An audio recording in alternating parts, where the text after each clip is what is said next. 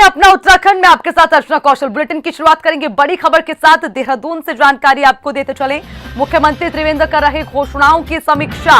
ये बड़ा अपडेट आपको दे रखे हैं। अल्मोड़ा नैनीताल जिले की सभी विधानसभाओं में समीक्षा की घोषणा की गई थी। सचिवालय में चल रही मुख्यमंत्री त्रिवेंद्र की समीक्षा बैठक में शासन के वरिष्ठ अधिकारी मौजूद हैं। वीडियो कॉन्फ्रेंसिंग से जुड़े अल्मोड़ा और नैनीताल के जिलाधिकारी मौजूद हैं और बैठक चल रही है। ये बड़ा अपडेट आपको दे रखे हैं। लगातार जितनी भी घोषणाएं हुई हैं उसको लेकर समीक्षा बैठक की घोषणा मुख्यमंत्री ने की थी, जिसको लेकर अब लगातार मुख्यमंत्री काम भी कर रहे हैं। वीडियो कॉन्फ्रेंसिंग से जुड़े हैं मुख्यमंत्री, जिसमें तमाम जो है जिला अधिकारी, अल्मोड़ा के जिलाधिकारी, नैनीताल के जिलाधिकारी वीडियो कॉन्फ्रेंसिंग के माध्यम से जुड़कर मुख्यमंत्री को जानकारी दे रखे हैं। मुख्यमंत्री त्रिवेंद्र सिंह रावत कर रखे हैं घोषणाओं की समीक्षा बैठक।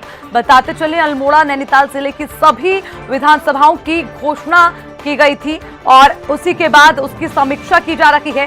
कितनी घोषणाएं सरकार की ओर से पूरी की गई हैं और अभी कितनी घोषणाएं बाकी हैं जिनको पूरा किया जाना है, उसको लेकर लगातार समीक्षा बैठक चल रही है। ज्यादा अपडेट लेंगे हमारे संवाददाता चंद्रमोहन से, फोन लाइन पर हमारे साथ जुड़ गए हैं। चंद्रमोहन, लगातार घोषणाओं की समीक्षा बैठक की जा रही है और क्या कुछ इस समीक्षा बैठक में महत्वपूर्ण रहेगा? चंद्रमोहन जी बिल्कुल, देखिए अर्चना, सीएम त्रिवेंद्र सिंह रावत के 4 दिन के कार्यक्रम निर्धारित हुए थे, जिसमें उन्होंने प्रदेश के 9 जिलों की 37 विधानसभाओं की समीक्षा करनी है। विधानसभाओं में जो मुख्यमंत्री द्वारा घोषणा की गई है उनकी कार्य प्रगति किस तरह से चल रही है, क्या रिपोर्ट है, कितनी घोषणाएं पूरी हो चुकी हैं और कितनी घोषणाओं पर अभी काम होना बाकी है। तो ये पूरा जो जानकारी है इसकी वो जिलाधिकारी भी वीडियो कॉन्फ्रेंसिंग के माध्यम से, जो दोनों जिले हैं उनके जिलाधिकारी जुड़े हैं और आज अल्मोड़ा और नैनीताल जिले की जो विधानसभाएं हैं उनमें जो घोषणाएं मुख्यमंत्री ने की थी उसकी समीक्षा की जा रही है। और अपने आप में ये महत्वपूर्ण है, क्योंकि किसी भी सरकार के लिए बहुत महत्वपूर्ण हो जाता है कि जो मुख्यमंत्री द्वारा जो घोषणाएं की जाती हैं, जो जनसभा को संबोधित करते हुए मुख्यमंत्री करते हैं विधानसभा में, तो उस पर जनता की नजर भी रहती है और सरकार की जो कार्य प्रणाली है उसका आकलन भी इन घोषणाओं पे कार्य हो रहा है या नहीं हो रहा है इससे होता है। तो बहुत महत्वपूर्ण ये है। और 4 दिन के कार्यक्रम निर्धारित हुए थे सीएम के, जिसमें पहले दिन 15 फरवरी को उन्होंने 3 जिलों की समीक्षा की और आज 17 फरवरी को वो 2 जिलों की समीक्षा कर रहे हैं, जिसमें अल्मोड़ा और नैनीताल है। इसी तरह कल 18 और परसों 19 फरवरी को भी 2-2 जिलों की वो समीक्षा करेंगे। 4 जिलों को अभी अलग किया गया है, जिसमें देहरादून, हरिद्वार, उधम सिंह नगर और चमोली शामिल है। ये जो मैदानी जिले हैं 3, देहरादून, हरिद्वार और उधम सिंह नगर, इनमें सबसे ज्यादा विधानसभाएं हैं। अकेले देहरादून और हरिद्वार में सबसे ज्यादा विधानसभाएं हैं, तो इनको बाद के लिए इनको रखा गया है। एक दिन सबको दिया जाएगा। और चमोली में फिलहाल आपदा आई हुई है, वहां का जो जिला प्रशासन है वो आपदा से लड़ रहा है, रेस्क्यू कार्य वहां चल रहे हैं, तो उसको भी अलग किया गया है। बाकी जो 9 जिले हैं उनकी समीक्षाएं मुख्यमंत्री द्वारा की जाएंगी और आज अल्मोड़ा, नैनीताल जो 2 जिले हैं उनकी सभी विधानसभाओं की समीक्षा मुख्यमंत्री कर रहे हैं। इसमें क्षेत्रीय विधायक भी हैं, वीडियो कॉन्फ्रेंसिंग के माध्यम से जो विधायक हैं, माफ करिएगा, जो जिलाधिकारी हैं वो भी जुड़े हैं और जो शासन के उच्च अधिकारी हैं वो भी इस बैठक में मौजूद है। सचिवालय में बैठक चल रही है। ठीक है चंद्रमोहन, बने रहिएगा, आगे भी आपसे जानकारी लूंगी। चलिए खबरों में आगे बढ़ते हुए देहरादून से एक और बड़ा अपडेट आपको देते चले। त्रिवेंद्र कैबिनेट की अहम बैठक आज अल्मोड़ा नैनीताल की घोषणाओं पर यह बैठक होगी। सचिवालय में शाम 4 बजे कैबिनेट की बैठक होगी। बताते चले, लगातार बैठकों का दौर जारी है, जहां घोषणाओं को लेकर समीक्षा बैठक की जा रही है, तो उसी बीच आज 4 बजे एक और महत्वपूर्ण बैठक सचिवालय में होने जा रही है। 1 मार्च से ज्ञानसैण में बजट सत्र शुरू होने जा रहा है और बैठक में रखे जा सकते हैं 1 दर्जन से अधिक प्रस्ताव, ये भी उम्मीद है। उसी के साथ कोरोना वॉरियर्स के कॉन्ट्रैक्ट बढ़ाने पर मोहर लग सकती है। बताते चलें, लगातार जिस तरह से बैठकें हो रही हैं उसमें तमाम बड़े बड़े मुद्दों को लेकर चर्चा की जा रही है और उसी के साथ बैठक में 1 दर्जन से भी अधिक प्रस्ताव रखे जा सकते हैं, ये उम्मीद जताई जा रही है। उसी के साथ कोरोना वॉरियर्स के कॉन्ट्रैक्ट बढ़ाने पर भी मोहर लग सकती है। तो देखना यह होगा कि आखिर शाम 4 बजे होने वाली इस बैठक में क्या महत्वपूर्ण फैसले लिए जाएंगे और उसी के साथ कौन से ऐसे मुद्दे जो सबसे महत्वपूर्ण होंगे, इसकी जानकारी लेंगे हमारे संवाददाता चंद्रमोहन से, फोन लाइन पर हमारे साथ हैं। चंद्रमोहन, लगातार बैठकों का दौर जारी है और उसी के साथ 4 बजे भी एक बैठक होनी है सचिवालय में, उसको लेकर जरा पूरा अपडेट, उसमें क्या खास रहेगा? सचिवालय के वीर चंद्र सिंह गढ़वाली सभागार में सीएम त्रिवेंद्र सिंह रावत की अध्यक्षता में कैबिनेट की महत्वपूर्ण बैठक होगी और उसमें 1 दर्जन से ज्यादा प्रस्तावों के आने की संभावना है। ये बैठक अपने आप में ही महत्वपूर्ण है, मंत्रिमंडल की बैठक है, तमाम राज्य के फैसले इसमें लिए जाते हैं और सबसे जो महत्वपूर्ण प्रस्ताव जो संभावना जताई जा रही है वो बजट सत्र को लेकर है। 1 मार्च से गैरसैंण में बजट सत्र आयोजित होगा और 4 मार्च को बजट पेश किया जाएगा और जो राज्यपाल है उनका अभिभाषण भी होगा, तो उसको लेकर संभावना है कि कुछ फैसला त्रिवेंद्र कैबिनेट ले सकती है। इसके अलावा जो हरिद्वार कुंभ है और उसकी अवधि 30 दिन रखी गई है। इस बार जो भव्यता है कुंभ की, जो भव्यता देखने को मिलती है, पिछले जो कुंभ हुए हैं जितने भी, वो उस तरह की कुछ भव्यता देखने को नहीं मिलेगी क्योंकि सरकार कोरोना काल में व्यस्त रही है, सारा सरकारी तंत्र उसमें लगा था, तो तैयारियों का समय उतना नहीं मिल पाया, तो थोड़ी अवधि उसको और कम करने को लेकर भी त्रिवेंद्र कैबिनेट फैसला ले सकती है। इसके अलावा जो कोरोना काल का जो पीरियड था, कोरोना का जो समय था, उसमें जो सभी निजी नर्सिंग होम थे, अस्पताल थे, उन्होंने अपनी सेवाएं बंद कर दी थी। सरकार को आउटसोर्सिंग के माध्यम से नर्सें भर्ती करनी पड़ी थी, तो अब फरवरी के अंत में उनकी जो सेवाएं हैं वो समाप्त हो जाएंगी। तो उनकी मांग है, जिन लोगों ने ऐसे समय में सेवाएं दी हैं, उनकी मांग है कि जो सरकारी भर्ती निकाली है नर्सों की सरकार ने, उसमें उन लोगों को वरीयता दी जाए, प्राथमिकता दी जाए, क्योंकि उन्होंने ऐसे समय में सरकारी सेवाएं दी हैं जब लोगों ने अपने जो निजी संस्थान थे उनको बंद कर दिया। तो वो एक फैसला भी काफी महत्वपूर्ण है। डिग्री कॉलेजों को खोलने को लेकर भी इस कैबिनेट की बैठक में मोहर लग सकती है प्रस्तावों पर। इसके अलावा सौजन्य योजना है और जो फायरमैन नियमावली है उसको लेकर भी संभावना है कि कोई फैसला आज त्रिवेंद्र कैबिनेट ले सकती है। ठीक है, चंद्रमोहन नजर बनाए रखिएगा। शुक्रिया तमाम अपडेट के लिए।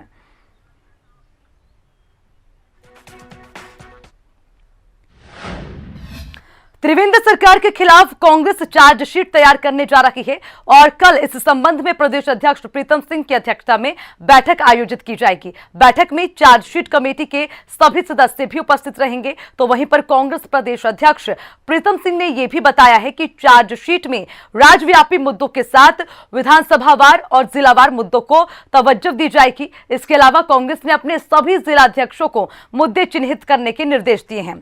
प्रीतम सिंह ने जिलाध्यक्षों को अपने अपने जिले की प्रमुख समस्याओं को चिन्हित करने और उस पर हुई सरकारी कार्रवाई का ब्यौरा भेजने को कहा।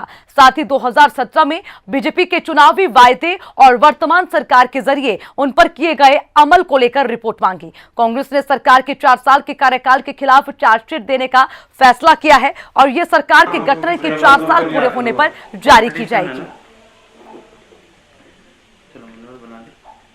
चार्जशीट कमेटी द्वारा बैठक आहूत की गई और उसमें काफ़ी विषयों पर चर्चा हुई और फिर एक बार हमने जिला कांग्रेस कमेटी के अध्यक्षगणों को, वहाँ के स्थानीय जो हमारे जनप्रतिनिधि हैं, हमारे वरिष्ठ नेता हैं, उन सबसे आग्रह किया है कि वो एक बैठक करके चार्जशीट में उस क्षेत्र का कोई विषय ऐसा तो नहीं जो बहुत महत्वपूर्ण है, उसको चार्जशीट में जगह मिलनी चाहिए। तो उसके लिए हमने कहा है उनसे जैसे सुझाव आएंगे तो उसके बाद चार्जशीट पर काम आगे प्रारंभ होगा। अपने विधानसभा प्रवास कार्यक्रम के तहत बीजेपी के प्रदेश अध्यक्ष बंशीधर भगत आगामी 22 फरवरी से एक बार फिर विधानसभाओं का दौरा शुरू करेंगे। बीजेपी अध्यक्ष के सभी 70 विधानसभाओं में दौरे प्रस्तावित हैं और अब तक बीजेपी अध्यक्ष प्रदेश की 13 विधानसभाओं का दौरा कर चुके हैं। बीजेपी अध्यक्ष ने 3 महीने के अंदर सभी 70 विधानसभाओं में दौरा करने का लक्ष्य रखा था, लेकिन राम मंदिर निर्माण को लेकर चंदा एकत्रित करने के लिए बीजेपी अध्यक्ष ने अपने दौरे कुछ दिन के लिए स्थगित कर दिए थे और उसके बाद चमोली आपदा के मद्देनजर दौरे कुछ दिन के लिए और स्थगित कर दिए गए। बीजेपी अध्यक्ष अब 22 फरवरी से अपने दौरे फिर से शुरू करने जा रहे हैं। बीजेपी अध्यक्ष के मुताबिक 22 फरवरी से वो लगातार 6 विधानसभाओं के दौरे करेंगे। अपने दौरे के दौरान बीजेपी अध्यक्ष पार्टी कार्यकर्ताओं और पदाधिकारियों के साथ चर्चा करेंगे और क्षेत्र में संगठन की मजबूती के लिए आवश्यक दिशा निर्देश देंगे। विधानसभाओं के दौरे तो वैसे ही रहेंगे जैसे पहले थे, क्योंकि बीच में थोड़ा राम मंदिर के कारण से 15 जनवरी से 5 फरवरी तक रोक दिया गया। उसके बाद 9 तारीख से लगाए थे तो आपदा आ गई, फिर 21 को लगाया तो राष्ट्रीय बैठक आ गई। अब 22 से लगाए, 22 से 6 विधानसभाएं लगाई हैं। इसमें जाकर के कार्यकर्ताओं से मिलना जुलना, उनका उत्साहवर्धन करना, उनको अलग अलग बात करना, जो भी उनकी मन की बात है उसको सुनना। तो इसी खबर पर ज्यादा जानकारी के साथ हमारे संवाददाता चंद्रमोहन फोन लाइन पर है, उनसे अपडेट लेंगे। चंद्रमोहन, पिछले दिनों हमने देखा लगातार प्रदेशाध्यक्ष जो है विधानसभाओं के दौरे करते रहे, कार्यकर्ताओं से मुलाकात करते रहे। एक बार फिर से शुरुआत होगी, लेकिन क्या कुछ इसमें और बेहतर होगा, जरा पूरी जानकारी।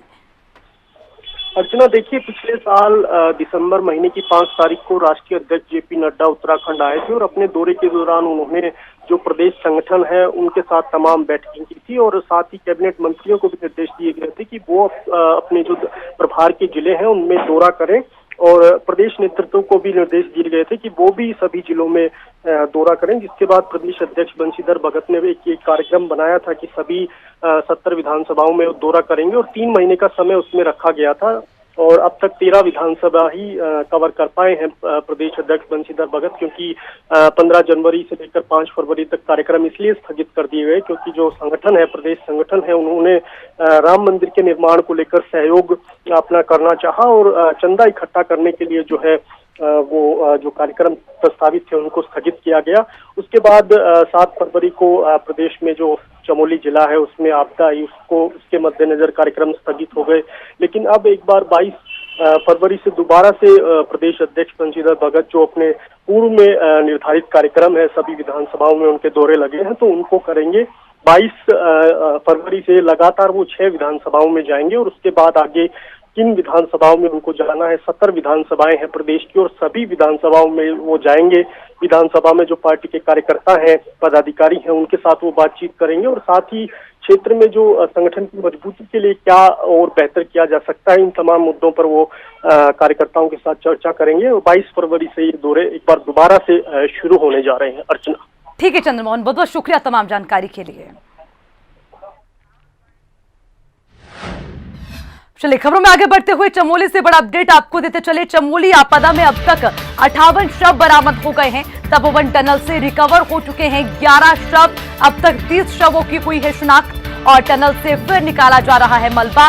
पंप से पानी निकालकर फिर काम शुरू हो रहा है। पानी आने के बाद काम को रोक दिया गया था। तो ये बड़ा अपडेट आपको चमोली से दे रहे हैं, जहां पर लगातार रेस्क्यू किया जा रहा था, लेकिन उसके बाद पानी आने की वजह से टनल में चल रही रेस्क्यू को रोक दिया गया था। लेकिन अब एक बार फिर से टनल से मलबा निकाला जा रहा है।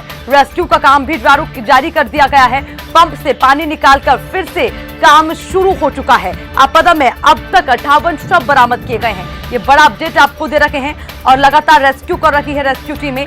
चमोली आपदा में 58 शव के बरामद होने की जानकारी मिली है और लगातार रेस्क्यू टीमें अपना काम कर रही है। उम्मीद ये है कि आंकड़ा और भी बढ़ सकता है। ज्यादा जानकारी लेंगे हमारे संवाददाता अभिषेक से, फोन लाइन पर हमारे साथ हैं। अभिषेक, आप लगातार इस पर नजर बनाए हुए हैं, अब क्या उम्मीद है, क्योंकि एक बार फिर से काम शुरू हो चुका है, उसी के साथ शव भी बरामद किए जा रहे हैं, आगे क्या जानकारी अभिषेक?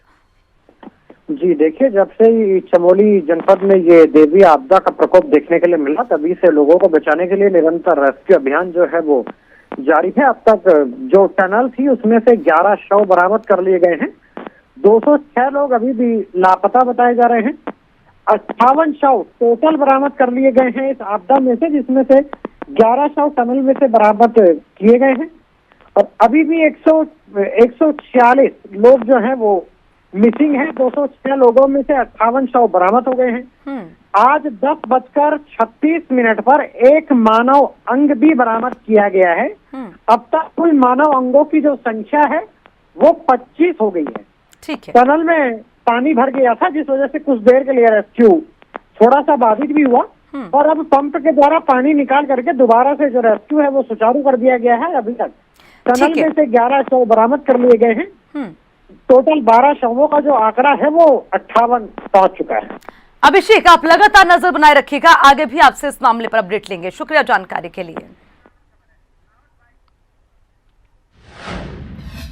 चमोली के मुख्य चिकित्सा अधिकारी डॉक्टर जीएस राणा के मुताबिक आपदा स्थल से बरामद हुए सभी 58 शव का पोस्टमार्टम किया जा चुका है और सभी पोस्टमार्टम रिपोर्ट का अवलोकन भी कर लिया गया।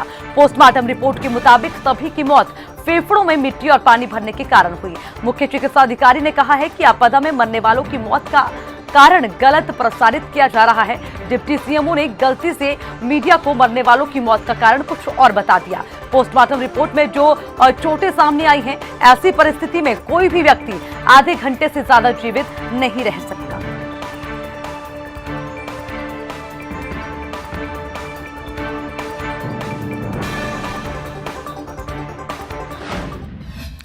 चमोली आपदा को लेकर उठ रहे सवालों के बीच 2-3 साल पुरानी चिट्ठी के सामने आने से त्रिवेंद्र सरकार चौतरफा घिरती हुई दिखाई दे रही है। 2018 और 2019 में लिखी गई इन चिट्ठियों में 2 चिट्ठियां मुख्यमंत्री त्रिवेंद्र सिंह रावत की हैं, जो उन्होंने प्रधानमंत्री नरेंद्र मोदी को लिखी थी और प्रदेश में सालों से बंद पड़ी बिजली परियोजना को दोबारा शुरू करने की वकालत की थी। एक चिट्ठी तत्कालीन मुख्य सचिव उत्पल कुमार की है, जो उन्होंने केंद्रीय जल मंत्रालय की इकाई NMCG को लिखी थी और कहा था कि बिजली परियोजना से पानी छोड़ने के संबंध में बनाए गए नियमों में ढील दी जानी चाहिए।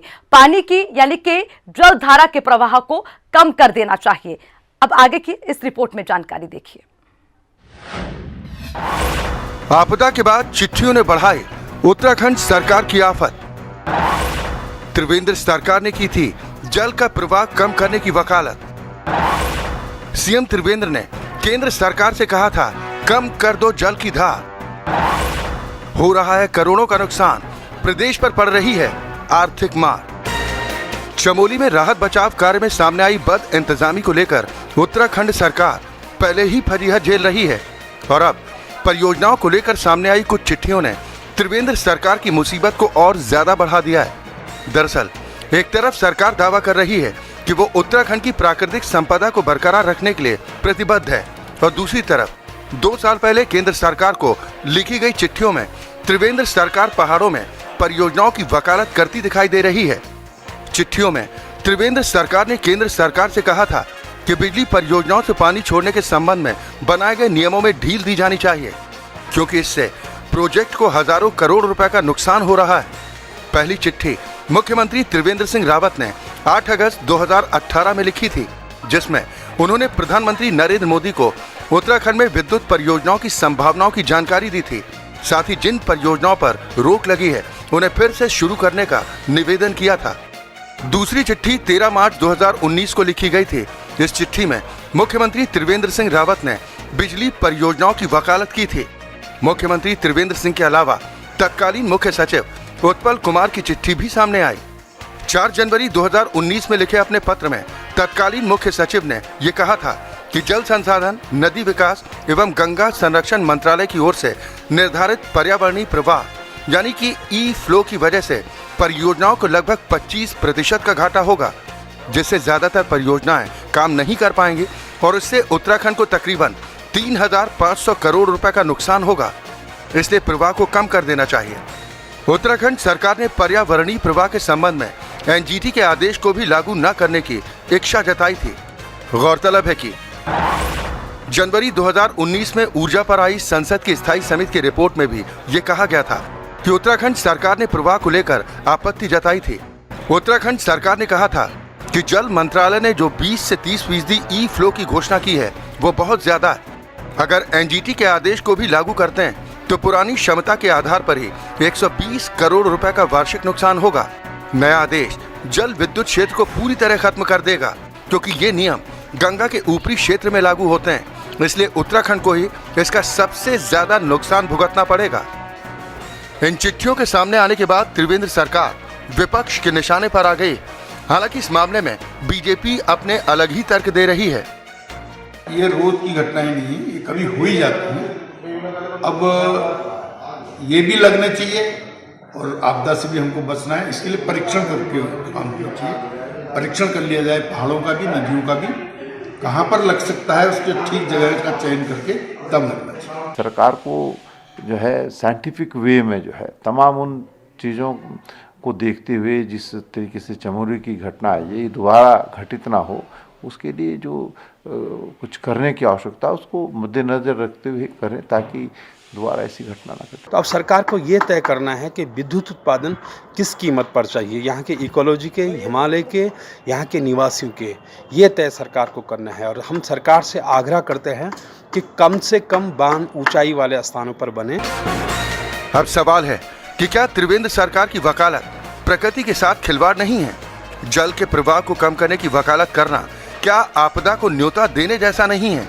और सबसे अहम सवाल तो ये है कि आर्थिक नुकसान से बचने के लिए प्रकृति के साथ खिलवाड़ करना आखिर जायज कैसे हो सकता है? देहरादून से अंकित काला और चंद्र मोहन के साथ ब्यूरो रिपोर्ट, हिंदी खबर।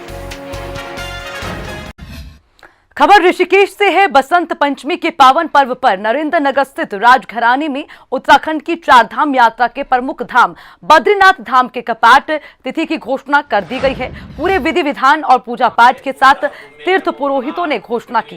राजमहल के तीर्थ पुरोहितों ने पूजा अर्चना करने के बाद शुभ मुहूर्त निकाला। दरअसल 18 मई सुबह 4:15 पर पूरे विधि विधान और पूजा पाठ के साथ बद्रीनाथ धाम के कपाट खुलेंगे। उत्तराखंड के विश्व प्रसिद्ध चार धाम यात्रा के प्रमुख धाम बद्रीनाथ धाम के कपाट खोलने की घोषणा नरेंद्र नगर राजमहल से राजा मनुजेंद्र शाह ने की। राजा महेंद्र शाह ने घोषणा की कि बद्रीनाथ धाम के कपाट 18 को ब्रह्म मुहूर्त में खुलेंगे। महाराजा मनुजेंद्र शाह ने विश्व भर के तीर्थयात्रियों को उत्तराखंड आमंत्रित किया और उसी के साथ सदियों से टिहरी राजवंश ये परंपरा निभाता चला आ रहा है।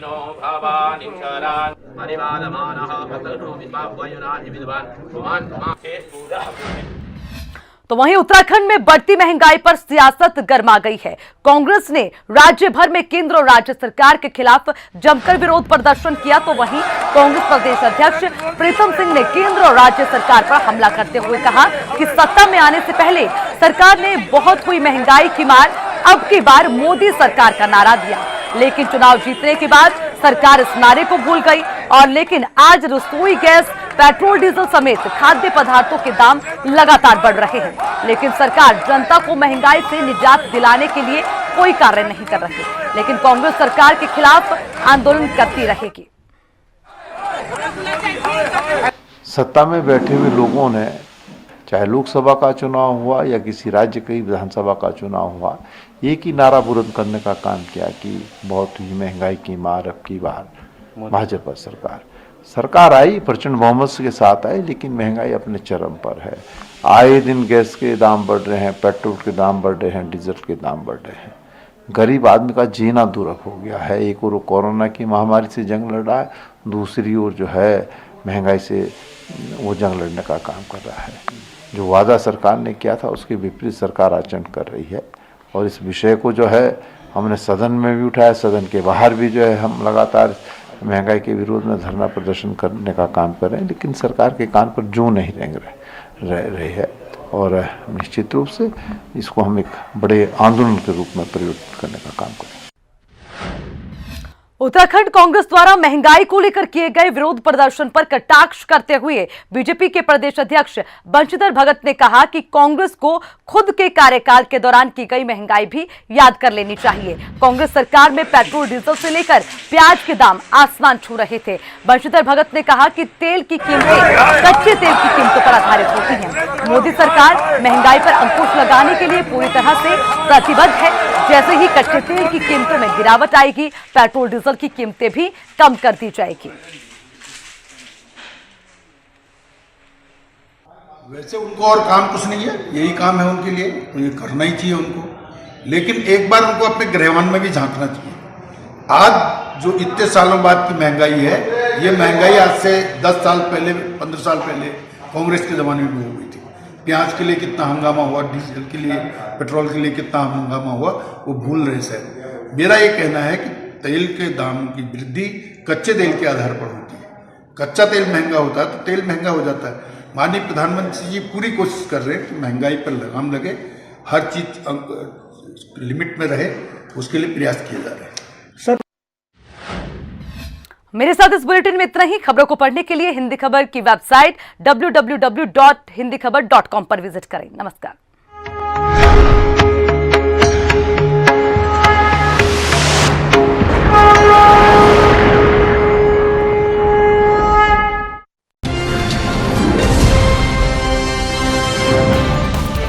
घंटी का बटन दबाइए और हिंदी खबर से जुड़ जाइए।